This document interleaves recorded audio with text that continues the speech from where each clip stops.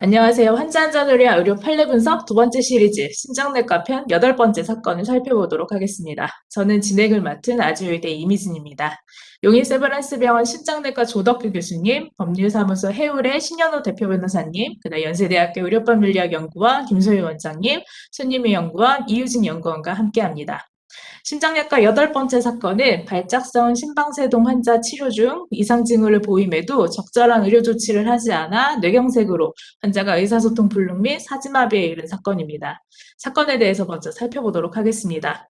이유진 연구원 사건 숙고에 부탁드립니다. 사건을 살펴보도록 하겠습니다. 환자는 사고 당시 57세였으며 20개월간 주로 새벽에 간헐적으로 흉부의 압박감, 가슴 두근거림, 호흡곤란 증세가 있었습니다. 2004년 9월 새벽에 간헐적으로 흉부의 압박감, 가슴 두근거림, 호흡곤란 증상의 빈도가 증가하여 2004년 10월 4일 병원에 내원하여 진료를 시행하였습니다. 진료 결과 발작성 심실세동으로 진단하여 약물 치료를 시행하였으나 호전이 없어 고주파 절제술을 권유받았습니다. 2004년 12월 19일 환자는 고주파 절제술을 위하여 병원에 입원하였으며 12월 21일 경식도 심초음파 시행 13시경 고주파 절제술을 시행한 후 환자를 중환자실로 옮겼습니다. 21시 30분경 환자는 기면 상태로 의사소통이 되지 않고 실어증 증세를 보였으며 사지 근력 등급은 그레이드 5로 확인되었습니다. 환자는 24시경 침상 이탈을 하려는 증상을 보였습니다. 다음 날인 12월 20일 08시 40분경 우측 사지에 무력감이 있으며 왼쪽으로 기울어지면서 침상 이탈을 시도하는 모습을 환자는 보였습니다.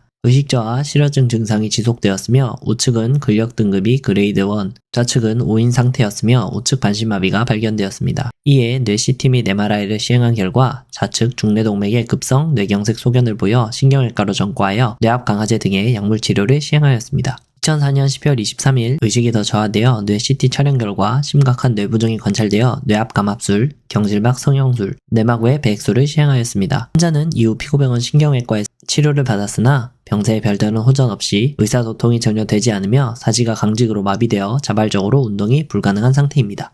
사건의 주요 쟁점은 한 가지입니다. 환자 측은 병원이 경과관찰 소홀, 이후 진단 및 처치 지연에 대한 과실이 있음을 주장하였고 법원은 이를 인정하였습니다. 쟁점 사항을 좀 더 자세히 살펴보겠습니다. 경과관찰 소홀, 이후 진단 및 처치 지연에 대해 살펴보겠습니다. 법원 측은 환자가 발작성 심방세동을 진단받아 고주파 절제술을 시행하는 경우 혈전, 색전 등의 부작용으로 인한 뇌경색이 발생할 가능성이 있으며 고주파 절제술 이후 뇌경색을 의심할 수 있는 증세인 기면 상태, 실어증 등 이상 징후가 보였으나 병원이 별다른 검사를 시행하지 않은 부분, 환자에게 증상이 지속되고 우상지 근력 등급이 떨어지고 뇌 CT 및 MRI를 시행하여 뇌경색에 대한 진단 및 치료가 지연된 점을 근거로 병원의 과실을 인정하였습니다. 원인별 재발 방지 사항을 살펴보도록 하겠습니다. 우선 의료진을 포함한 직원 측면에서 살펴보면 고주파 절제술 후 뇌경색을 의심할 수 있는 증세가 나타났음에도 별다른 검사를 시행하지 않고 경과관찰도 주의 깊게 하지 않은 것과 관련하여 시술 후 환자에게 발생할 수 있는 증상을 인지해야 하며 합병증에 대하여 인지하여 주의 깊은 경과관찰을 시행해야 합니다. 다음으로 의료기관 측면에서 살펴보면 응급 상황에 대한 합리적인 대응체계 미비와 관련하여 의료기관은 야간 시간에 응급 환자 발생 시 효과적이고 효율적인 대응 전략을 마련해야 하며 이를 직원에게 교육하며 관련된 대응체계 내용을 원내에 비치하여 활용하여야 합니다. 마지막으로 법제도적인 측면에서 살펴보면 수술 및 시술 후 발생 가능한 응급 상황에 대하여 신속히 대응하기 위한 제도적 지원 미흡과 관련하여 야간에도 충분한 의료인력 확보 및 의료진의 필요 감소를 위한 국가적 지원이 필요합니다. 이 지금 환자가 상태가 되게 안 좋아졌던 시점 자체가 되게 밤 새벽 이 시점이어서 좀 더 안타까운 것 같은데요. 조덕규 교수님 어떻게 보셨는지 좀 궁금합니다. 흔하게 있을 수 있는 고주파 절제술, 특히 심방세동의 고주파 절제술이라는 게, 고주파 절제술이 뭐냐면 이제 전기로 심장 있는 부분을 이렇게 지지는 거거든요. 심장은 근육인데, 근육이 이게 움직이는 근육인데, 그 근육이 전기로 움직입니다. 심장 세포라는 게 전기를 만들어내서 전기를 일정 방향으로 이제 흘려내가면서 나오는데, 심방세동이라는 거는 이상 전기가 만들어지는 부위가 있는 거고, 그 부분을 완전히 벽을 쳐가지고 돌려가지고 그 전기가 바깥으로 튀어나오지 못하는 시술하는 게 이제 심방세동의 고주파 절제술이 되겠고요. 근데 여기서 이제 두 가지의 큰 부작용이 있습니다. 심각한 부작용이. 첫 번째는 이제 지지는 부위가 워낙 얇은 종이장보다 더 얇은 부위를 지지기 때문에 그 부분이 터져 나오는 거.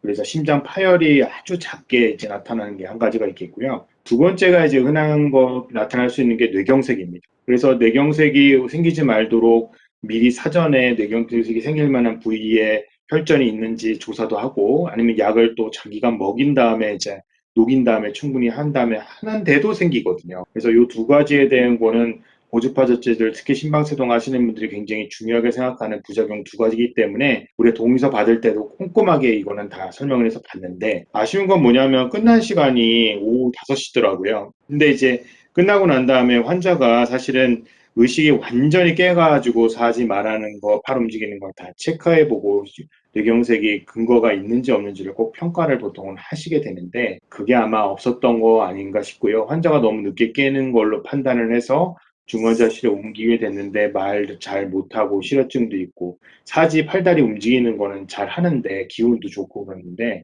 이제 그게 이제 점점 악화되면서 근력도 한쪽으로 편마비가 오고 뇌경색으로 진행한 게 아닌가 싶거든요. 그래서 요거는 이제 그 환자가 뇌경색을 디텍션한 시간이 딜레이 된 거는 틀림없는 것 같고요. 그래서 거기에 대한 어느 정도의 이제 조치를 못했던 책임은 있다고 생각이 듭니다. 교수님, 그럼 제가 좀 한 가지 궁금한 게, 그러면 만약에 좀 더 일찍 환자가 안 좋아진 상태를 확인을 하고 뭔가 조치를 취했다면 지금 환자 상태보다 더 좋아질 수 있는 가능성이 있는 건지가 사실 좀 또 궁금해지거든요.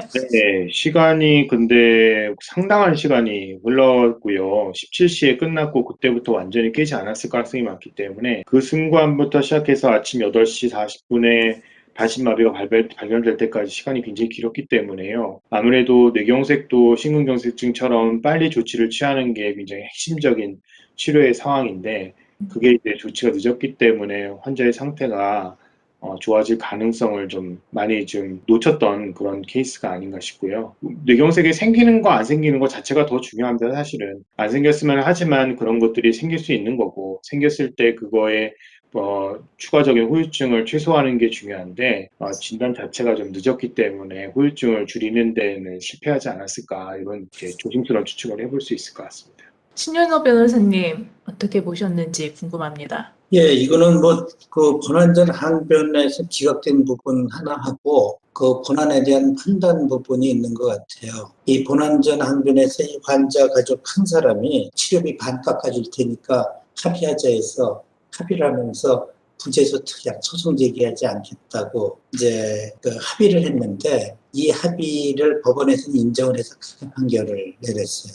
근데 이 판결은 조금 문제가 있는 게 지금 사실은 이제 뭐 언론에서 많이 안 나와서 그렇지만 합의한 사건들이 다시 병원을 상대로 손해배상 소송하는 일들이 많이 있습니다. 우리 그 민법 733조에 보면은 화해계약은 착오를 이유로 취소하지 못한다고 해서 일단 사인하면은 원칙대로 취소는 못해요.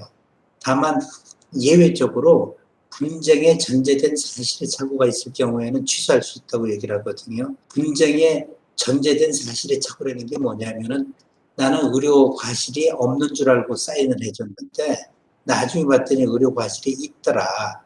이런 경우에는 취소하고 다시 추가로 더 소송을 할 수가 있습니다. 특히 진료비에 관해서는 이 대법원에 여러 번 판결이 있는데요. 일단 의사가 최선의 진료를 다했으면은 진료비를 받을 수가 있다는 전제 하에 최선의 지금 법원 판결이 어떻게 되어 있냐면은 의사가 선량한 관리자로서 주의 의무를 다하지 아니한 탓으로 오히려 환자의 신체 기능이 회복 불가능에 대한 손상이 되었고 손상 이후에 그 치료만이 계속되어 온 것이라면은 의사의 치료 행위는 진료 채무의 본질에 따른 것이 되지 못하거나 손해 전보의 일환으로 행해진 것에 불과하므로 환자에 대해서 진료비를 청구할 수 없다. 이런 또 판결도 있거든요. 그러니까 이 사건 자체가 성실히 진료를 했다 그러면은 손해배상 청구도 기각이 되는 게 맞고요. 만약에 과실이 있다 그러면은 아까 그 판결은 다시 오히려 잘못된 게 아닌가 싶어요. 그럼 만약 과실이 있다 그러면은 여기서 말씀하신 것처럼 검사가 지연되고 진단이 지연돼서 뇌경색에 대한 치료를 못한 과실은 인정이 됐거든요. 근데 이게 병원 측에서 좀 다툴 수 있는 게 그러면 조기에 뇌경색 진단을 했었을 때 어떤 치료가 가능했고 그 치료 이후에는 후유장애가 얼마나 남았겠느냐 하는 점에 대한 인과관계를 분명히 항변으로 다툴 수 있거든요. 그거에 대한 입증 책임은 환자 측한테 있어요. 언제 진단이 가능했고 언제 혈전 용해술이나 혈전 제거술을 했더라면은 완전 회복됐을 수 있었다는 점을 입증해야 되는데 과실에 대해서만 평가를 하고 인과관계에 대한 판단을 안 했어요. 이건 아마 병원 측에서 항변을 안 했을 가능성이, 그러니까 이게 부인에 해당되거든요. 부인에 해당되는 면은 환자 측에서 다 입증을 해야 되는데 그런 점이 조금 부족하지 않았나 하는 생각이 들어요. 이 환자 경우에 지금 9시 30분 환자 상태가 기면 상태로 의사소통이 되지 않고 실어증 증세를 보인다 이런 게 있습니다. 근데 어떻게 보면은 지금 말씀하신 거에서 이제 수술하고 바로는 이게 맞지가 않겠다 치더라도 그 9시 30분 상태에서라도 좀 빨리 진단을 들어가거나 CT나 이런 걸 했었으면 어땠을까. 그 부분을 환자 보호자 측면에서 이제 제기를 안 했다라고 보는 거죠. 근데 그때쯤이면은 좀 더 상태가 더 나았을 수는 있나요? 그때부터라도 적극적으로 했으면? 시간이 빠르면 빠를수록 좋은 거니까요. 그때라도 좀 했으면 하는 그런 아쉬움이 좀 있는 거고요. 그때 한 거랑 그 아침에 한 거랑 뭐가 차이가 있냐? 그거 참 예측하기는 좀 어려운 것 같습니다만 원칙적으로 빨리 하는 게 유리한 거는 뭐 전통적으로 알려진 사실이기 때문에 바로 디텍션을 못한 게 좀 많이 아쉬움이 남습니다. 그리고 이 사건 같은 경우가 사실은 이제 이 환자 측이라든지 이 변호사들한테 좀 비난을 받는 게 책임 제한 부분이에요. 여기 보면 35%만 인정을 했거든요. 이 참 10%, 20%, 30%씩 해도 근거가 별로 없는데 또 중간을 또 잘라서 35%만 또 인정을 했어요. 그러니까 교통사고는 이렇게 계량화시킬 수가 있어요. 안전벨트 안 맸다든지 뭐 하는 거 되는데 그래서 이게 계량화가 안 돼서 조금 근거 없이 자꾸 한다는 비난이 적지 않게 있어요. 그러면 이번 사건 여기까지 다루면 될까요? 네, 이번 사건 여기까지 다루도록 하겠습니다. 감사합니다.